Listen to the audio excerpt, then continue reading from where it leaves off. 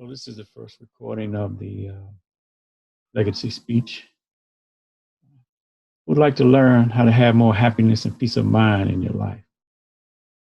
Thank you.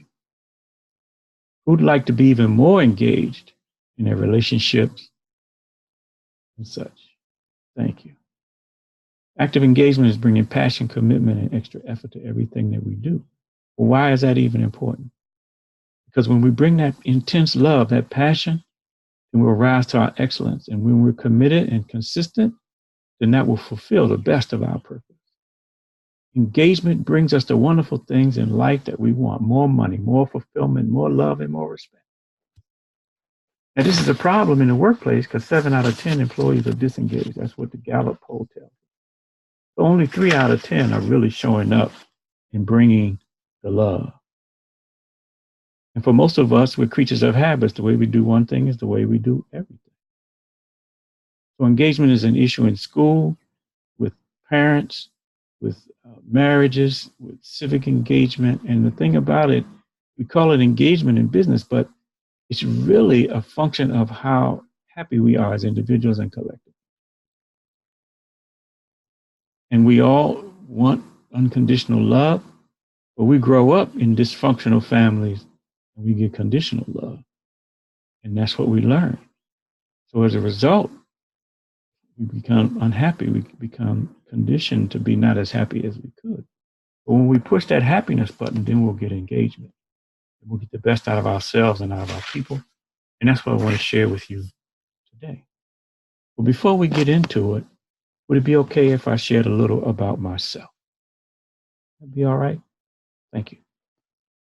I am Dr. Z, greeting you in light, love, peace, and harmony. And I am the happiest man on the planet. Conceived in love and born with a purpose. And I found mine, and I'm living it every day. I'm so grateful that I can say, I love my life and I love my mission. But it wasn't always this way. See, in my house, there was a lot of judgment, punishment, victim mentality, pain, and sorrow. Can anyone relate to this? Thank you. I can remember being 8 years old and sitting on the steps with my mother at the top steps in the house. And she's crying and crying and boo-hooing because of how she says that man treats her. And there was a lot of screaming and door slamming going on in my house. Their relationship was filled with emotional pain, frustration, punishment, and judgment. And that's the type of love that was passed on to me. So after 6 years of that, by the time I was 14, I became numb to the pain and disengaged totally in life. I started looking for love in all the wrong places and all the wrong ways. I wasn't interested in school. In fact, I became the king of mediocrity. I got fired from jobs. I quit the basketball tryouts in the 12th grade and barely got out of high school with a 2.2 grade point average. The only things that I worked at was basketball, parties, and girls. And I got A's in all those subjects. Every Friday and Saturday night, I was at the parties like Lionel Richie. All night long. Dun, dun. All right. All night long. Whatever was being drank, smoked, sniffed, or swallowed, I was with it all. So for 7 years, I was high all the time, trying to escape from the pain. Anyone know what I'm talking about here? Thank you. One thing I learned, though, is that our habits of thoughts, feelings, and behaviors, they follow us wherever we go, unless we change them. Third year in college, I got my report card. It said 2.015 cumulative grade point average. I had gotten even more mediocre. When I got that report card, I realized that I was messing up my life. I was failing my parents who were sacrificing for me. Yeah, I was failing my parents who were sacrificing for me. And more importantly, I was failing myself. Anybody ever been there? Thank you. That place where you know that there's something greater lying dormant inside of you and is screaming to get out.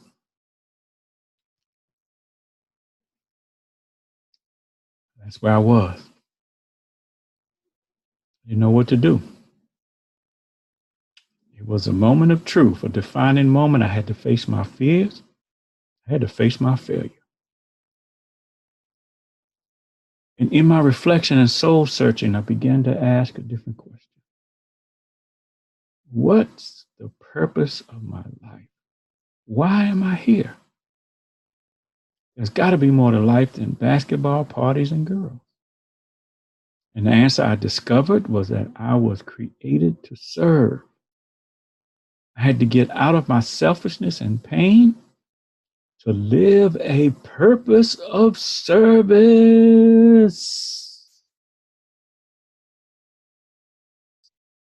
Have you ever had to face the dissatisfaction and pain of failure?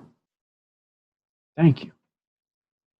And didn't it require that you stop doing some things and start doing other things? Thank you. I decided to stop being disengaged and mediocre and to start engaging in excellence. I decided to commit myself to the goal of graduating from college with a 2.5 GPA. Changed my attitude. I made the required extra effort. I turned my teachers into mentors. I'd asked them, how can I get an A in this class? And guess what they told me? I became actively engaged. Have you ever used those kind of strategies to move out of your pain into your power? Thank you. It's like your goal becomes a mission from God. And what kind of results have you gotten when you fulfill that mission? Well, what happened to me, for the next 18 months, I found myself, I met my wife, and I graduated from Pennsylvania State University with a 2.5 GPA. You know, State College, PA is also known as Happy Valley. What's it called? Happy Valley. Yes, thank you. Can you see the connection? Happy Valley is where I became fully engaged in life. And I've been growing in that mindset ever since. The process, I earned a master's degree, doctorate degree, transformational learning, a 25-year career helping thousands of people learn and develop themselves. Through engagement, I've become the Dr. Z that we all know and love. And now I'm a world-class teacher of transformational learning, leading personal, team, and organizational growth, living my purpose of service. Now, how did all this happen? You see, I believe all of us have a potential for more engagement, happiness, and peace of mind. Not just settling for a little bit from time to time. Because you can create something greater beyond your current reality. And the good news is I'm going to share with you the lessons I learned to transform my life and become actively engaged. And most importantly, how they can benefit you. Would you like to know? Lesson 1, in saying it, discover your purpose of service by asking myself, what's the purpose of my life and why am I here? I got an answer. Lesson number 1 is the quality of your life is dependent upon the quality of your question. So what questions are you asking? Are you getting what you want? And if not, why not ask these questions and see what happens? I was sitting on the bed all alone in my room, feeling down and out like a failure. I asked these questions. And once I discovered my purpose of service, life became engaging and happy. There's a great quote by Emmett Fox. It says, if only you can find out the thing that God intends you to do and will do it, then you will find that all doors will open to you and you will be gloriously happy. So I ask you, what is the purpose of your life? Why are you here? Lesson number 2, tune your frequency. Albert Einstein said everything is energy and that's all there is to it. Match the frequency of the reality you want, and you cannot help but get that reality. It can be no other way. This is not philosophy, this is physics.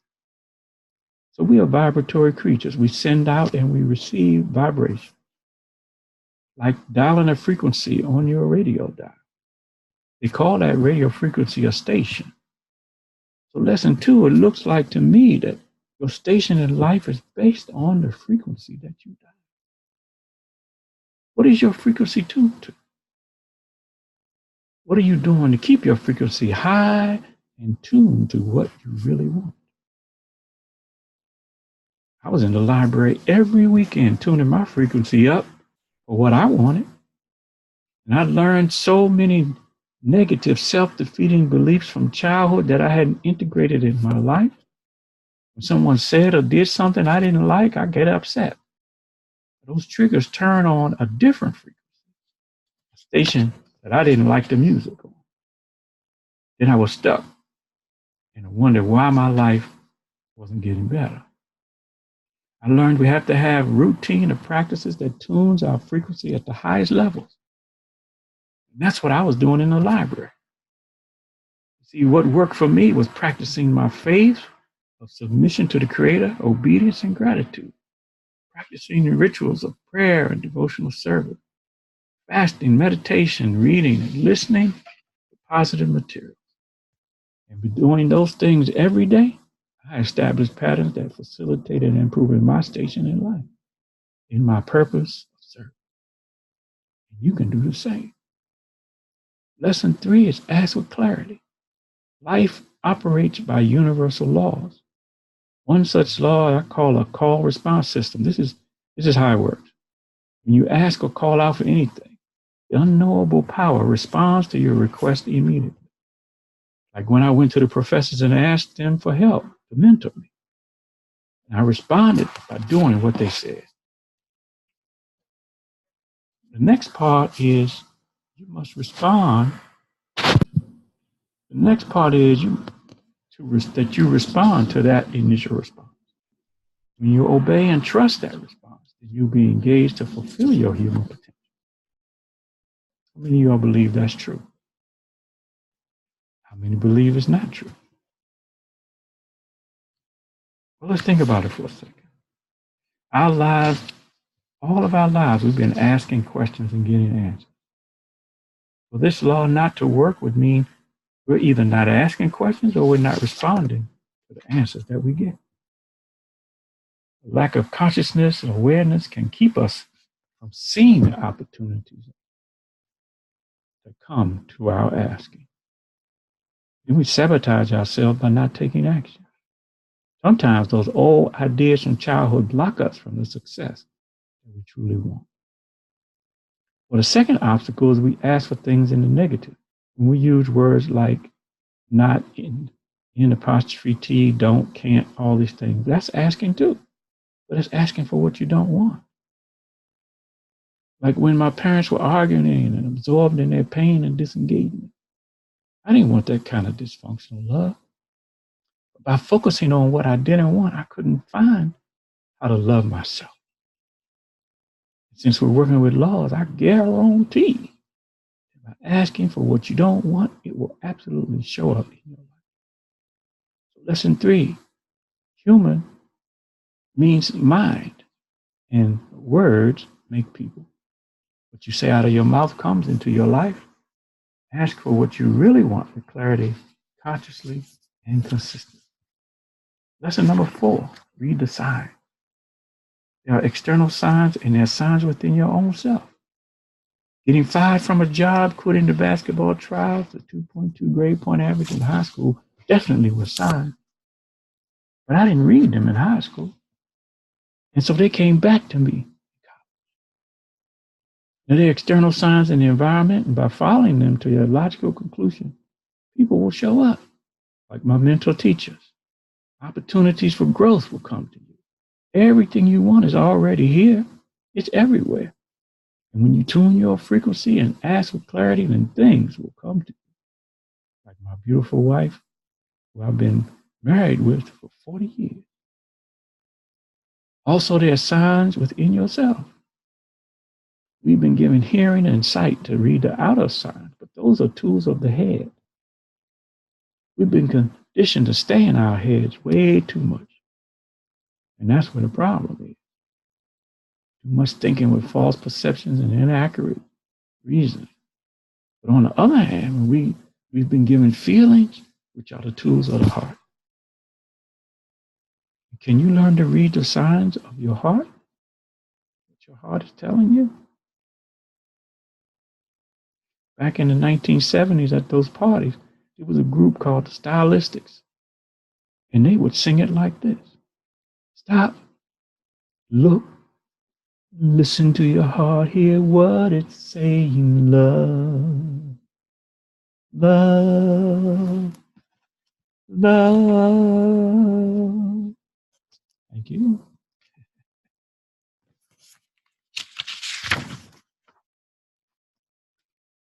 Bronnie Ware, who used to be a nurse, she worked with people that were in their last 3 to 12 weeks of life.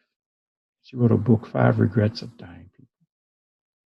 The number one regret was I wish I'd had the courage to live a life true to myself, not the life others expected. And number 5 was I wish I'd let myself be happy. So this lesson 4, reading the signs is being consciously aware of what's in front of you and following what's in your heart.